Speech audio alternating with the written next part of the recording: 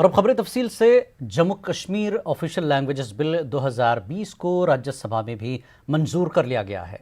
निदाई वोट से बिल को मंजूर किया गया। वज़ीर ममलिकत बराए दाखिला किशन रेड्डी ने बिल पेश किया था। वाज़ेह है कि इस बिल को कल लोकसभा में भी मंजूरी मिल गई है। जम्मू कश्मीर में उर्दू अंग्रेजी के अलावा अब कश्मीरी, हिंदी और डोगरी जबान भी सरकारी जबान होंगी।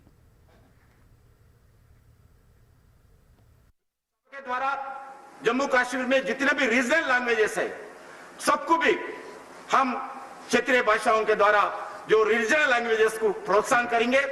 मैं इस बात के साथ ये जो Jammu Kashmir official languages bill 2020 को समर्थन करने के लिए मैं आपके द्वारा सभी सांसद महानुभावों को मैं रिक्वेस्ट करता हूं। Right, the question is that the Jammu Kashmir Official Language Bill 2020 as passed by Lok Sabha be taken into consideration. Those in favor will please raise their hands and say aye. Those against will please raise their hands and say no. I think the ayes have it, ayes have it, ayes have it. The motion is adopted. We shall now take up class by class consideration of the bill. Class 2 to 4 stand part of the bill.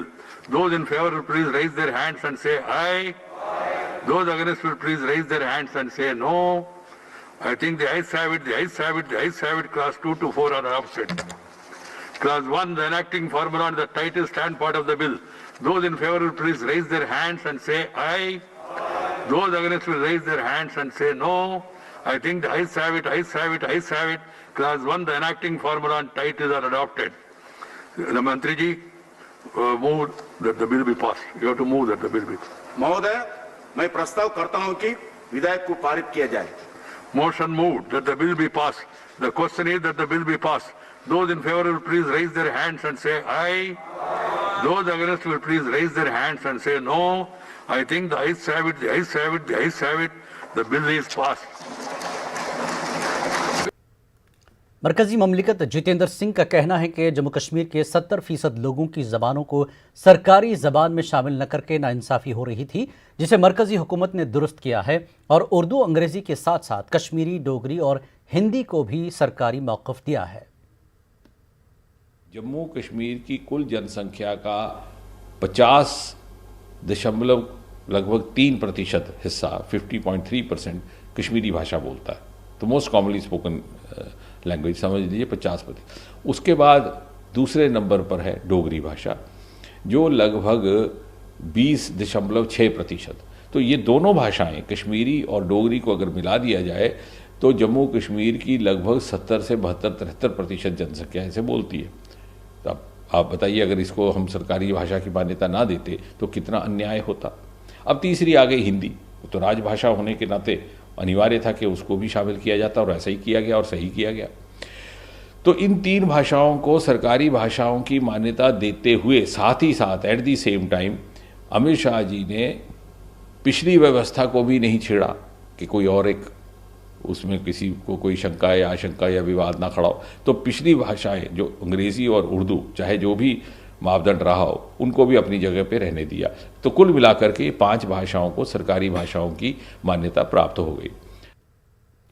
Member of parliament नज़ीर अहमद लावे ने daily wagers और casual labours की मुस्तकिली का मामला राज्यसभा में उठाया। MP लावे ने कहा कि गुज़श्ता सरकारों के झूठे वादों की वजह से ये मुलाजिम पिसते आ रहे हैं। उन्होंने सरकार से गुजारिश की कि इस मामले में किसी पॉलिसी को तश्कील दिया जाए। मैं आपका तवज्जो जम्मू कश्मीर के कुछ अहम मामलों की तरफ लेना चाहता हूं, क्योंकि जम्मू कश्मीर और लद्दाख में हज़ारों की तादाद में casual labours, daily wagers, contractual और होम गार्ड में डेली बेस पर सरकारी महकमों में काम करते हैं। जो बड़े लिखे नौजवान हैं और 20-20 साल से सरकारी महकमों में काम करते हैं, जिनमें ज़्यादातर ज़राअत महकमे में वर्क्स डिपार्टमेंट में काम करते हैं, मगर बदकिस्मती से वो 20 साल से भी मुस्तकिल नहीं हो रहे, जिसकी वजह से मैं आपके ज़रिए सरकार की तवज्जो जम्मू कश्मीर की तरफ लेना चाहता हूं कि एक तो इन लोगों को सरकारी महकमों में मुस्तकिल किया जाए, दूसरा इनका तनख्वाह वागुज़ार किया जाए, क्योंकि वो कसम पुरसी की हालत में है। होम गार्ड जो एक महीने में 9 दिन ड्यूटी देते हैं और बाकी 21 दिन बेकार पड़े हैं, जबकि दूसरी रियासतों में या यूटीज़ में उनको 25-25 हज़ार तनख्वाह मिलता है, लेकिन जम्मू कश्मीर खाली है जहां पर 2700 उनको तनख्वाह मिलता है। जम्मू कश्मीर में गुज़श्ता 24 घंटों में रिकॉर्ड तादाद में कोरोना वायरस से मुतासर अफराद सेहतयाब हो गए हैं। गुज़श्ता 24 घंटों में 2796 अफराद सेहतयाब होकर अस्पतालों से डिस्चार्ज हुए हैं। वहीं दूसरी जानिब कोरोना वायरस से हो रही अमवात की तादाद में भी लगातार इजाफा देखने को मिल रहा है। गुज़श्ता 24 घंटों में मजीद 20 अफराद की मौत हो गई है। इनमें से 16 जम्मू से जबकि 4 वादी कश्मीर से हैं। यूटी में मरने वालों की मजमूई तादाद अब बढ़कर 1066 हो गई है। आज यूटी में कोरोना वायरस के 1249 नए मामले सामने आए। इनमें से 646 जम्मू खित्ते से हैं जबकि 603 वादी कश्मीर से हैं। मुतासरीन की मजमूई तादाद अब 67,510 हो गई है। यूटी में मौजूदा वक्त में 19,918 एक्टिव केसेस हैं।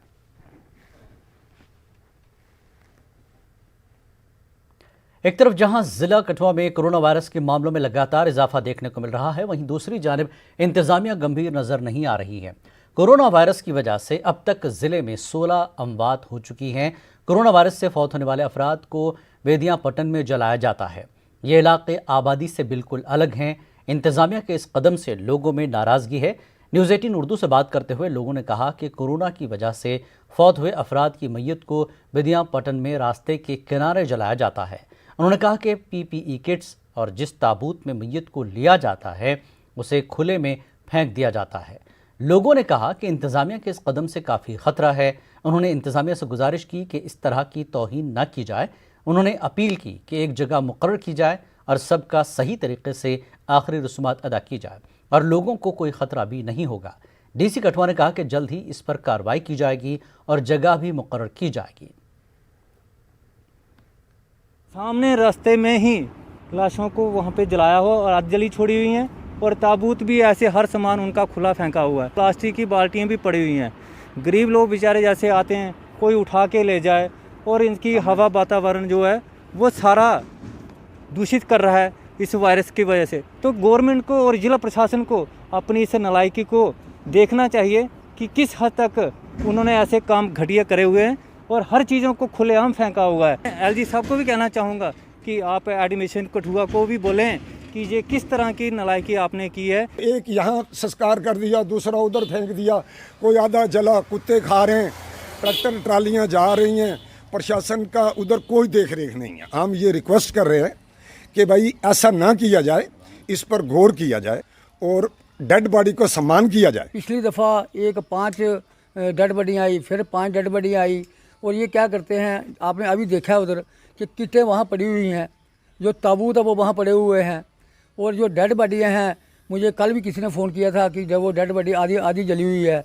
आपने भी देखा कि उसको कैसे किया हुआ है। अभी छोटे छोटे बच्चे आप वहाँ क्या कर रहे हैं, साथ में से बिल्कुल नियरेस्ट में वो ट्रैक्टर निकल रहे हैं, लोग आ रहे हैं जा रहे हैं। आपने सही सवाल उठाया। हमने पूरे डिस्ट्रिक्ट के अंदर जो जगह हैं क्रीमेशन के लिए या बरियल ग्राउंड जो हैं वो आइडेंटिफाई कर ली गई हैं और नोटिफाई भी की हैं। और यहाँ जो बेडियां पत्तन में जो कठुआ के अंदर हमने जो जगह आइडेंटिफाई की है, क्रीमेशन ग्राउंड जो आइडेंटिफाई की है, उसके लिए जिस तरीके से आप कह रहे हैं कि वो बिखरे रहते हैं सारी चीज़ें, अभी तक उसको शायद डिमार्केट नहीं किया गया था। अभी मैंने डायरेक्शंस दे दी हैं कंसर्न्ड ऑफिसर्स को, वो 2-3 दिन में आपको डिमार्केट किया हुआ मिलेगा और सारा सामान जो है वो एक ही जगह पे आपको इकट्ठा हुआ मिलेगा। उसको हम फिर एक ढंग तरीके से, साइंटिफिक तरीके से इसको डिस्पोज ऑफ कर दिया करेंगे। जम्मू कश्मीर में सरकारी अस्पतालों में काम कर रहे डॉक्टरों की निजी सरगर्मियों पर मुकम्मल पाबंदी आयद करने की मांग जोर पकड़ रही है।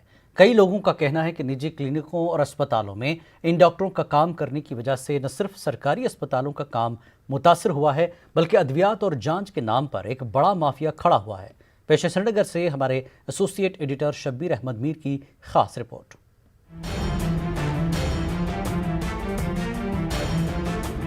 जम्मू कश्मीर में सरकारी अस्पतालों में तैनात डॉक्टरों की प्राइवेट प्रैक्टिस का मामला अब एक बार फिर सुर्खियों में है। MM शुजा नामी इस समाजी कारकुन ने हाल ही में जम्मू कश्मीर हाई कोर्ट में PIL दाखिल करके सरकारी अस्पतालों में गरीब मरीजों के साथ हो रहे सलूक को अदालत आलिया तक पहुंचाया। अदालत ने इस मामले का नोटिस लेते हुए न सिर्फ सरकार से जवाब तलब किया बल्कि इस मामले का सख्त नोटिस लेते हुए कहा कि सरकारी तनख्वाह हासिल कर रहे डॉक्टर अस्पतालों का इस्तेमाल करके अपनी प्राइवेट प्रैक्टिस नहीं बढ़ा सकते। जहाँ तक प्राइवेट नर्सिंग होम है या डायग्नोस्टिक सेंटर है, वहाँ पर ये डॉक्टर्स अच्छी तरह से प्रैक्टिस करते हैं, वहाँ कोई प्रॉब्लम नहीं है। लेकिन जब सरकारी सतह पे बात आती है तो वहाँ पर जो बीमार हैं उनको वापस किया जाता है।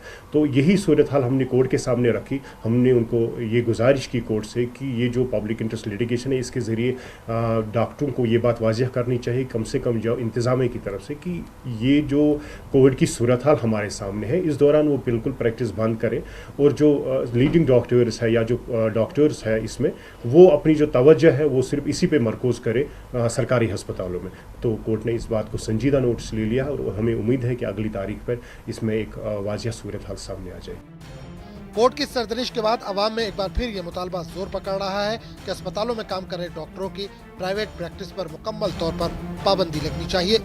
नहीं, वो तो हम सबसे पहले कह रहे थे कि प्राइवेट सेक्टर खाली प्राइवेट सेक्टर का काम करे और गवर्नमेंट सेक्टर का काम करे। आप देख लीजिए, जो प्राइवेट डॉक्टर है वही गवर्नमेंट में भी है। 1:30-2 बजे रात तक वो ओपीडीज देखते हैं, तो कल सवेरे वो क्या करेंगे पेशेंट के साथ? वो कौन सा इंसाफ दे सकते हैं पेशेंट्स को? इसलिए हम चाहते हैं कि अगर गवर्नमेंट एक अच्छा माहौल इसको पैदा करें, बायलैटरल बिठाएं प्राइवेट सेक्टर को भी और गवर्नमेंट सेक्टर को भी, और उनसे पूछा जाए भाई जो प्राइवेट सेक्टर में काम करना है वो खाली प्राइवेट में रहे, जो गवर्नमेंट में करना चाहिए वो गवर्नमेंट में करे, क्योंकि उससे इंसाफ भी मिलेगा। इनको सैलरी अच्छी मिलती है, कम से कम वही डॉक्टर प्रैक्टिस करें जो अभी अनएम्प्लॉयड हैं, उनके लिए तो मौका होना, इनको प्रैक्टिस भी होनी चाहिए। और दूसरा, वो इतना फीस लेते हैं कहने की बात ही नहीं है, इंसान थक जाता है फीस तो। और इतनी दवाई लिखते हैं, प्रेस्क्रिप्शन हमने देखा है, प्रेस्क्रिप्शन इतनी होती है 3,000-4,000 रुपये की दवाई भी आती है, ये हमने प्राइवेट प्रैक्टिस में। और सरकारी अस्पताल में वो दवाई देते हैं बिल्कुल कम कीमत में और अच्छी तरह पेशेंट को देखते हैं। बेशक वहाँ रश होता है लेकिन पेशेंट का केयर वो नहीं करते हैं। कुछ लोगों का इल्जाम है कि प्राइवेट प्रैक्टिस के नाम पर डॉक्टरों ने अद्वियात फरोशों और जांच लेबोरेटरीज के साथ एक माफिया खड़ा कर रखा है, जो आम मरीजों को हर तरह से लूट रहे हैं। वहीं financial commissioner health and medical education Atal Dillu का कहना है कि ये मामला सरकार के ज़ेरे गौर है। यहाँ पर डॉक्टर जो है वही डॉक्टर्स मतलब पेशेंट्स को फिर प्राइवेट क्लिनिक ट्रांसफ़र करते हैं जो गवर्नमेंट हॉस्पिटलों में इलाज करने के लिए आते हैं, क्योंकि ये एक बड़ा नेक्सस बन गया है। वो उनको बोलते हैं, रेफ़र करते हैं कि मेरे क्लिनिक में जी आ जाओ, वहीं पर मैं इलाज करूँगा आपको। तो नंबर 1, नंबर 2 ये भी है कि वहाँ पर जो मेडिकल शॉप्स उन्होंने रखे हैं, बड़े बड़े प्रिस्क्रिप्शंस लिखे जाते हैं, जो बहुत ही महंगी दवाइयाँ उनको वहाँ पर दी जाती है। नंबर 3, यहाँ पर जो डायग्नोस्टिक सेंटर्स है, जो ऊपर डॉक्टर्स बैठे हुए होते हैं, वही प्रिस्क्राइब करते हैं कि फलानी जगह पर अपने हमारे डायग्नोस्टिक सेंटर वहाँ पर जी यहाँ पर ये टेस्ट करवाइएगा। तो ये एक बड़ा नेक्सस है, इसको रोकने की बहुत ज़्यादा ज़रूरत है। बिल्कुल, मैंने आपको कहा कि एक प्रपोजल अंडर कंसिडरेशन है गवर्नमेंट के कि प्राइवेट प्रैक्टिस को बैन किया जाए, वो मेडिकल कॉलेजेस की हो या डायरेक्टरेट ऑफ हेल्थ सर्विसेज के डॉक्टर्स की हो, वो अंडर कंसिडरेशन है। अब जब उस पर फैसला होगा तो उसके बारे में हम बात कर सकेंगे। तो जो कुछ उनसे बन पाता है हॉस्पिटल के आवर्स में विद इन द रूल्स, उतना वो करते हैं। लेकिन जहाँ तक बैन ऑन प्राइवेट प्रैक्टिस का सवाल है, ये एक मसला जो है ज़ेरे गौर है गवर्नमेंट के।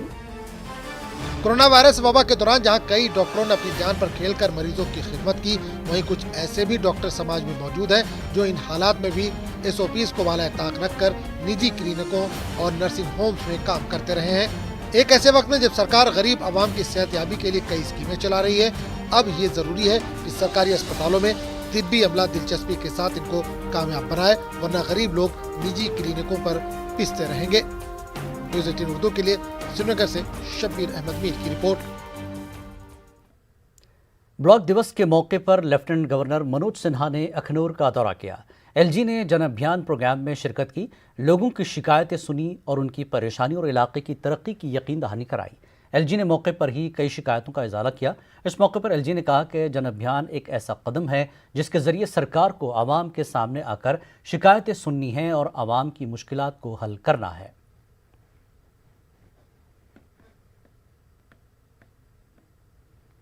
कि जीवन में जो छोटी छोटी दिक्कतें, किसी को डोमिसाइल का सर्टिफिकेट लेना है, किसी बच्चे की स्कॉलरशिप रुकी हुई है, किसी को इनकम सर्टिफिकेट लेना है, ओल्ड एज पेंशन है, विडो पेंशन, अनेक इस तरह के काम हैं जिसके लिए गांव से लोगों को जम्मू जाना पड़ता है, दूरी तय करनी पड़ती है।